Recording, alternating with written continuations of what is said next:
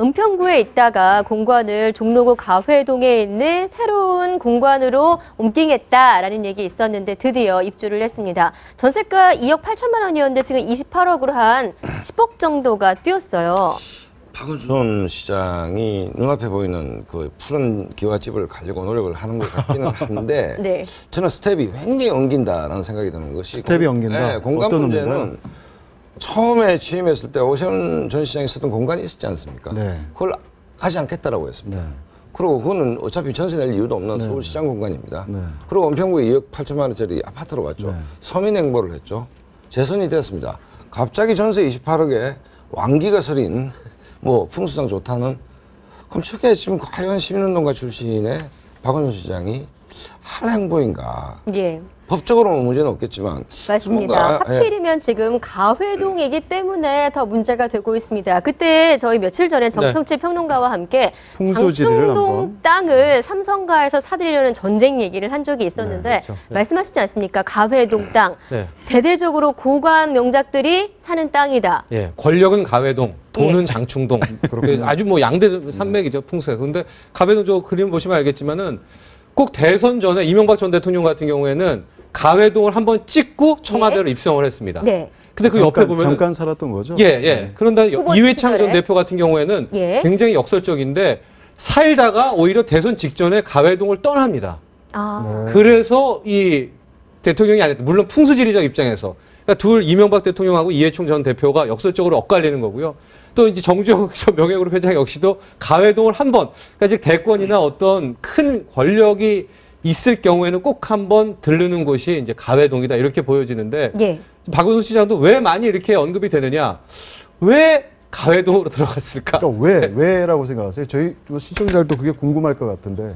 뭐 표면적인 이유는 뭐 비상 뭐 의회도 해야 되고 그렇기 때문에 뭐 회의실이나 접견실이 있는 큰 집이어야지 좋겠다. 그리고 뭐 외부 손님들도 많이 오고 이제 그래서 한다 그러는데 제가 생각하기에는 그 뭐 풍수지리 뭐 이렇게 얘기하면은 서울시장이 너무 좀 비과학적으로 네. 행동하는 것 같고 그래서 일단은 뭐 서울시에서 좀 서울 1,500만 서울 시민의 어떤 그 규모에 걸맞는 그런 어떤 뭐 공간이 있어야 되지 않겠나 해서 한 것 같은데 좀 행동을 조심할 필요가 있을 것 같아요. 박원순 시장께서. 왜냐하면 이분이 다른 어떤 관료 출신이나 뭐 어떤 기업인 출신이나 이런 분이 아니거든요. 그렇죠. 왜냐하면 벼슬을 저버리고 예전에 뭐 초야에 묻혔던 선비와 같은 그런 어떤 시민사회단체에서 존경을 받고 시민사회단체를 운영하던 분이었거든요. 그렇다 그러면 기존의 관료 출신, 뭐 기업 출신 어떤 시장님들과는 좀 달라야 된다고 생각해요. 행동이. 그런데 오히려 더 뭐 이번에 서울시장 문제라든지 그다음 참여연대라든가 뭐 아름다운 가게에서 기업들로 받던 기부금품이라든지 그다음에 이번에 이제 이런 어떤 시장 공간까지 계속 문제를 일으키고 있는데 이런 식으로 하신다 그러면은 본인은 가회동 찍고 뭐 그쪽 북악산 밑으로 가고 싶을지 모르겠지만 그러면 국민들이 동의해주지 않죠. 그럼 결국 이번에 옮긴 것도 금방 말씀하신 것처럼 다음 정치 행보와 관련이 있다고. 뭔가 이제 이걸 좀 심평적으로 좀 봐야 될 장면이 있는 것이, 그러니까 서울시장 하기 전에는 공직 경험은 전혀 없습니다. 지금 박원순 네. 시장이 네. 없기 때문에 공무원들 사이에 좀 포위됐다는 느낌도 개인적으로는 좀 같습니다. 네. 왜냐하면 내무공무원들이 가지고 있는 그 기본적으로 모시는 능력, 뭐 좀 더 야박하게 얘기하면 윗사람을 편안하게 하는 능력은 대단하거든요. 굳이 28억짜리 전세에 갈 이유가 정무적으로, 내가 만약에 정무적으로 박원순 시장을 모신다면 결사반대를 했을 겁니다. 네. 왜냐면 이미지라는 것은 쌓기는 굉장히 힘든데 하얀 와이샷에 우리가 고추장을 탁 떨어뜨리면 표시가 나지 않습니까? 저거는 박원순 시장의 어떤 정치 행보에 전혀 어울리지 않는 네. 예. 귀족 행보잖아요, 저게. 그렇죠. 예. 저희들도 가요동을 가보면 여기 누가 살지?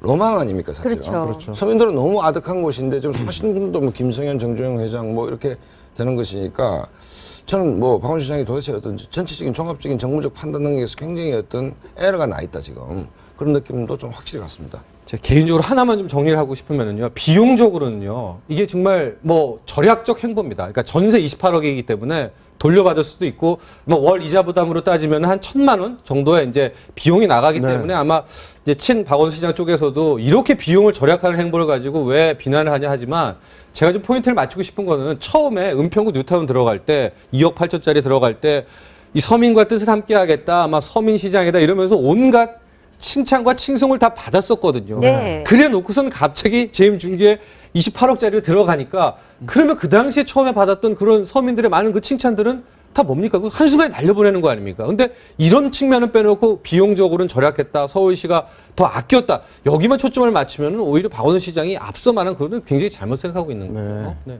방법 하나밖에 없는 것 같아요. 박원순 시장이 그냥 평민 선언하세요. 나는 서민이 아닙니다.